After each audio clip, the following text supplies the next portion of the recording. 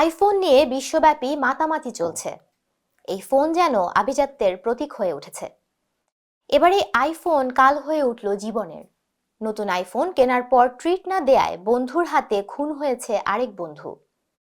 Phone কিনে খাওয়াতে রাজি না হওয়ায় 3 বন্ধুর সঙ্গে লেগে যায় ঝগড়া। এক পর্যায়ে এক বন্ধুর ছুরিকাঘাতে মারা যায় অন্য বন্ধু।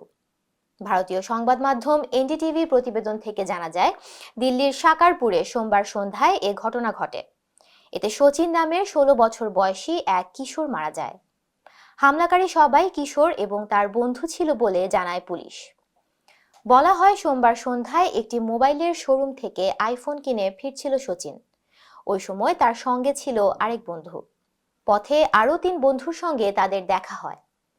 ওই সময় তারা সচিনের কাছে ট্রিট চায়, কিন্তু সচিন ট্রিট দিতে রাজি হয়নি। ট্রিট দিতে রাজি না হওয়ায় তাদের সঙ্গে ঝগড়া শুরু হয় সচিনের। ওই সময় এক বন্ধু চাকু দিয়ে আঘাত করে তাকে। আহত অবস্থায় হাসপাতালে নেয়ার পথে সচিন মারা যায়। এরই মধ্যে এ ঘটনায় হত্যা মামলা করা হয়েছে। তবে অভিযুক্ত 3 জনকে এখনো গ্রেপ্তার করা হয়নি। সিসিটিভি দেখে তদন্ত চলছে।